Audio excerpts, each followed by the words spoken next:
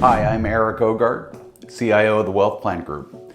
Today, I'm going to set up a framework for risk and return and investing for the long term. There's something that investment practitioners call a risk premium framework.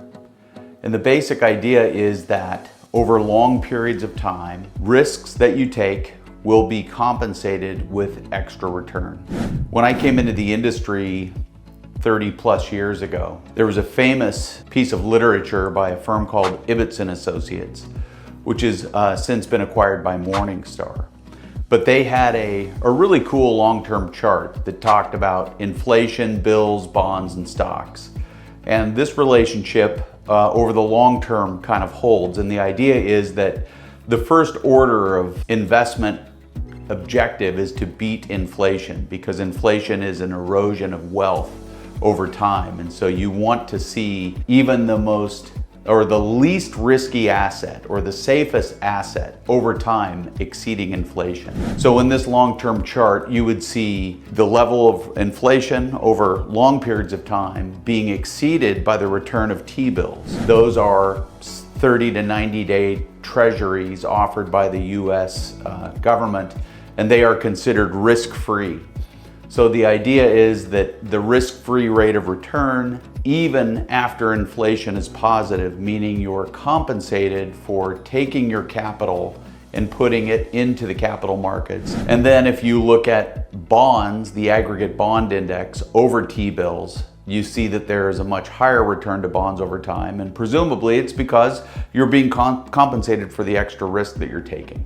So we have inflation, then we have T-bills, then we have bonds, and then on top of that we have stocks. And these relationships over long swaths of time and in fact hold up. So if you're a stock investor taking stock risk, you tend to accumulate far more wealth than you would just in bonds, and that is certainly borne out by the history.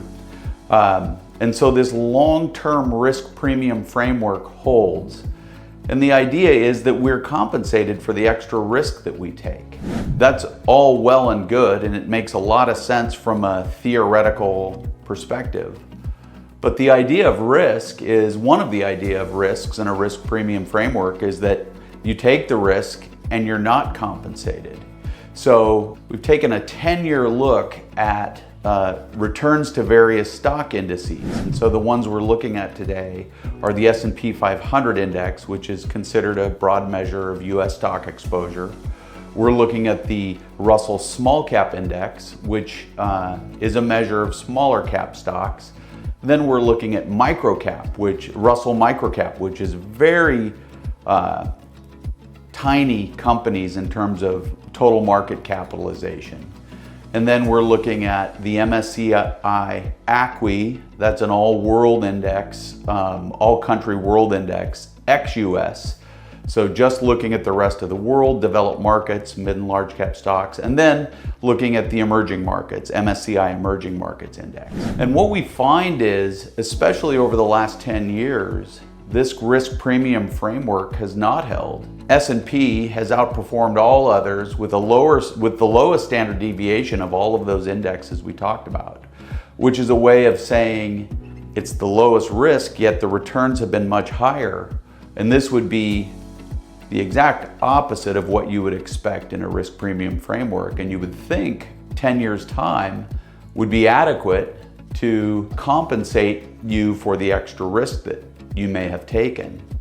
And the reality is that's not the case. And so if we look at the relationship of the S&P, it's above the return of small caps, and that return of small caps is above the return of microcaps. In a true risk premium, and by the way, those are the risks in descending order. So the riskiest are the microcaps. The second riskiest would be small caps, and the less risky would be the S&P 500 index. And if you look at the standard deviation statistics, that's true. The microcap index has a higher 10-year standard deviation of monthly returns than the Russell 2, which has a higher standard deviation, 10-year standard deviation of monthly returns than the S&P 500 index. But over the last 10 years, we have absolutely not been compensated for the extra risk we may have introduced into a portfolio.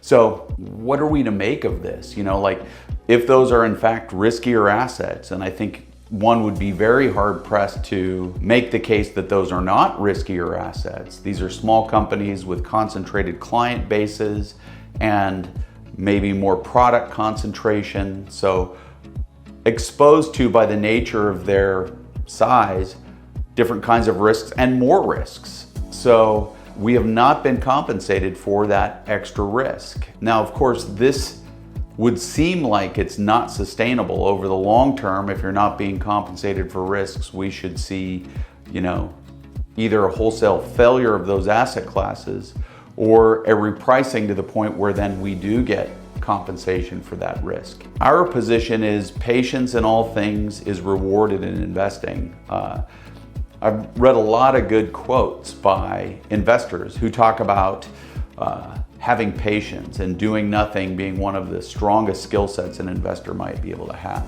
If you're going to pursue doing nothing, boy, you better be really strong on your theory, and you also should be very strong on the fundamentals, because when fundamentals break, you don't get those returns back by being patient. So you have to be smart, you have to have a lot of acumen, you have to stay on top of your names.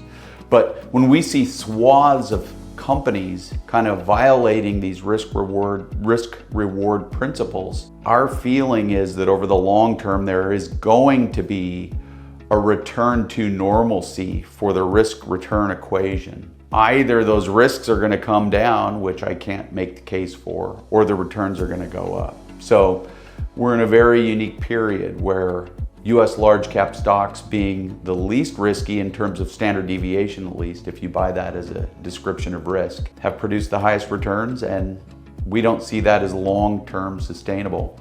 Now, turning our attention to the international markets, looking at MSCI ACWI, the all-country world index, ex-US, and the emerging markets, we have not been rewarded for emerging market exposure, and we've not been rewarded for any international diversification. Over the long term, again, we would expect those emerging markets to be more volatile, but to accumulate wealth at a higher rate, just consistent with the theory that taking more risk should be rewarded with more return. In the broadest sense, how the equity markets have behaved in the last 10 years is pretty confounding, and we don't think it's sustainable. So what an investor should do, in our view, is, depending of course on one's unique needs and circumstances, age, demographics, risk preferences, income needs, all of those things, but one should exercise some patience. And certainly if somebody is 15 years from retirement, pursuing that risk premium framework for investing, meaning that picking up some extra return for taking a little bit of incremental risk, is prudent. Now, you have a number of choices when you allocate to these asset classes. You could do it on how much return you're hoping to accumulate, how much incremental risk you're hoping to take, and introduce what we call a risk premium framework. But the reality is you want to have more of your assets allocated, on average and in general, you want to have more of your assets allocated to the less risky things, and then at the margin improve returns by introducing low correlation, higher return proposition assets like US small cap and micro cap and emerging markets and international markets. And all of those things theoretically ought to be rewarded. And of course, when we talk about risk, maybe the risk is it takes a long time to see those returns. Or the risk is maybe you're never compensated for that extra risk. But we do know that we've been through a period of unprecedented US large cap dominance. And we think just applying logic and some theory about the way markets and risk behave, eventually people will be rewarded for that risk posture by exposing themselves to small cap, micro cap, emerging markets, and the like. If you want to talk this over with an advisor, we've always got folks willing and ready to help. Give us a shout. Thank you very much.